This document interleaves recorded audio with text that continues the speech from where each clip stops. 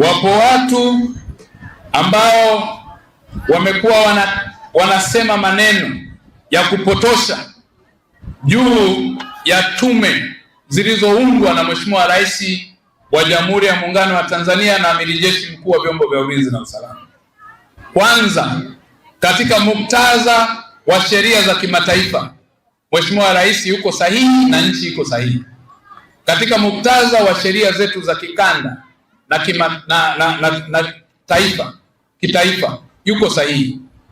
Mtakumbuka ndugu zangu, baada ya vurugu zilizojitokeza baada ya uchaguzi wa Oktoba 29, Mheshimiwa Rais na sheria za kimataifa zinataka hatua nchi yenyewe ianze kuzichukua katika hatua ya kwanza. Na katika hatua ya kwanza Mheshimiwa Rais aliunda tume ya Mheshimiwa Jaji Chande. Tume iliyoundwa ya Mheshimiwa Jaji Chande, wajibu wake wa msingi ilikuwa ni kufanya fact finding, kutafuta ukweli na uhalisia wa changamoto zilizojitokeza katika vurugu wakati wa uchaguzi na baada ya uchaguzi. Huo ni msingi mkuu wa kisheria. Hatua ya pili, mtakumbuka, ilikuwa ni yenyewe kuleta taarifa hizo, uhalisia na ukweli na ushahidi uliotolewa na Watanzania, makundi mbalimbali na mtu mmoja mmoja, ili sasa hatua stahiki ziweze kuchukuliwa baada ya ukweli ambao umepatikana. Ukweli huo usaidie hatua ya pili ya kupata tume ambayo itakuwa tume ya kijinai. Katika tume hii ya kijinai ya Jaji Lila, mtakumbuka, imeundwa na sasa inaingia kazini. Na ndugu zangu wa Tanzania, niwaambie na niwahakikishie, serikali iko very serious na jambo hili. Hatutaonea mtu wala hatutapendelea mtu. Hata kama ni Katambi anahusika, atawajibika. Sheria ni msumeno. Yeyote ambaye anahusika kwa mujibu wa tume ya kwanza na kwa mujibu wa tume ya pili itatafuta taarifa, awe kiongozi wa serikali, awe ni kiongozi mtu binafsi, awe iwaye yoyote, awe ni raia aliyehusika katika changamoto hizo tulizokwenda kuzipata, atawajibika kwa mujibu wa sheria. Asante. Kwa hiyo ukisikia, mmeanza kusikia sasa hivi, wapo watu wanaopinga, walianza mapema, wakawa wanapinga tume ya Jaji Chande toka ilivyoteuliwa. Sio makusudi, hawapingi makusudi, wanapinga kwa sababu wanajua ndio mchakato sahihi wa kisheria. Wanapinga kwa sababu wengine wanajua walioyafanya. Wanapinga kwa sababu wanajua ukweli utajulikana. Kwa hiyo wakaanza kupinga kuanzia kuteuliwa kwa tume ya Jaji Chande, wakaenda mahakamani. Baadaye wakaona imeshindikana, tume ikafanya kazi, ikawahoji Watanzania wote, ikapata ukweli, ikauweka mezani. Hatua ya pili, imeundwa tume ya Jaji Lila, na yenyewe wanaipinga. Hawapingi bahati mbaya, wanapinga kwa sababu wanajua hatua stahiki za kisheria kwa mujibu wa sheria za kimataifa. Atawajibika kama ni serikali, state actors au non-state actors. Hata kama ni mtu mmoja mmoja, kama ulishiriki kwa namna yoyote, kufadhili, kuchochea kwa namna yoyote, utawajibika, hata kama ni wewe Katambi, waziri wa mambo ya ndani.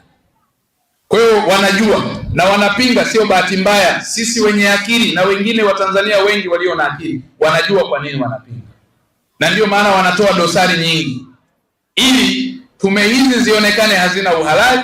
Tume ya Jaji Chande walipinga toka inateuliwa, wakaja wakapinga matokeo ya tume, wamekuja wamepinga Jaji Lila toka inateuliwa, wamekuja, pengine utawasikia tena hata itakavyokuja kuanza kuhoji watu na kuchukua hatua, watapinga kwa sababu wanajua.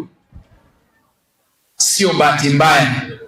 Leo umewasikia hata kuna wengine wanaharakati wakawaandikia barua, wakapenyezeana vimemo, eti watoke wale waliochaguliwa kutoka nchi ya Namibia, ya Ngolo, yule jaji aliyeteuliwa kutoka Namibia, eti wanampinga, na wanaompinga ni wanaharakati wa aina yao kule Namibia, wala sio mfumo wa serikali.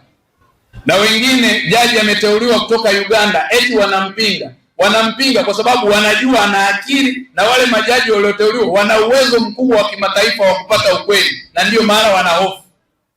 Wanapinga utaratibu uliotumika kwa sababu wana hofu, wanajua utaratibu ambao utafanyika.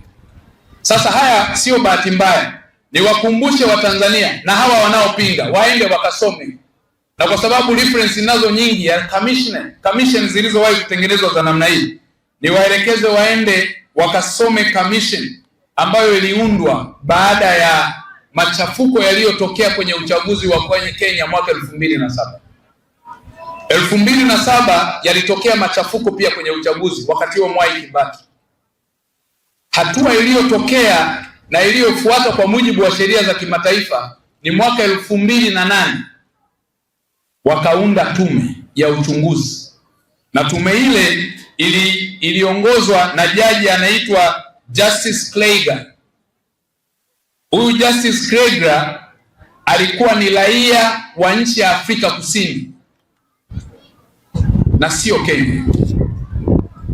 Lakini katika tume yake hiyo, hata moja ya wajumbe ambaye aliteuliwa pia kwenye ile tume ya Kenya kwa wakati ule, ukiacha yule raia wa Afrika Kusini ambaye ndio alikuwa mwenye kiongozi wa ile commission, aliteuliwa jaji mwingine hapa Tanzania anaitwa Jaji Iman Aboud, ambaye leo ni jaji hapa. Akateuliwa akawa kwenye ile tume ya Kenya. Na mwingine ambaye alikuwa kwenye legal counsel ya ile tume ya kuchunguza vurugu zilizotokea 2007 Kenya, alitoka hapa Tanzania, alikuwa ni wakili Yohana Masara, ambaye leo ni jaji wa mahakama ya rufani. Sasa hawa wapinzani ambao wanapinga kwamba eti kuchagua tume kutoka nchi nyingine sio halali, Kenya walifanyaje? Mauaji ya kimbali Rwanda zilitengenezwa commission za namna hii, zilitengenezwa wafuatilie Nuremberg Tribunal, ambapo zilitengenezwa tribunal za kimataifa za namna hii. Wanapinga kwa sababu tu hawana maarifa ya kutosha. Lakini pia kama maarifa hayo wanayo, wana maarifa mafupi, na kama maarifa hata hayo mafupi hawana, wanapinga kwa sababu wanajua kwa makusudi nini kinachoenda kutokea. Kwa hiyo sio bahati mbaya, ndugu zangu. Kwa hiyo tume ya kwanza ya Jaji Chande ni sahihi, na tume ya pili ni sahihi kwa sababu Jamhuri ya Muungano wa Tanzania ni serikali huru. Jamhuri ya Muungano wa Tanzania ni nchi ambayo inapanga taratibu na kalenda zake. Wanapinga kwa sababu wanajua hakukuwa na maandamano halali, kulikuwa kuna vurugu. Wanapinga wanajua kwa sababu vurugu hizo wapo waliohusika. Kuna maandamano ambayo yanaelekeza watu kwenye kuchoma baa, yanaelekeza watu wakaibe rasilimali za watu, yanaelekeza watu wakachome vituo vya mwendokasi, wakachome mabasi ya watu. Hakuna maandamano duniani siku ya uchaguzi. Hakuna nchi hata moja duniani iliyowahi kutangaza maandamano siku ya uchaguzi.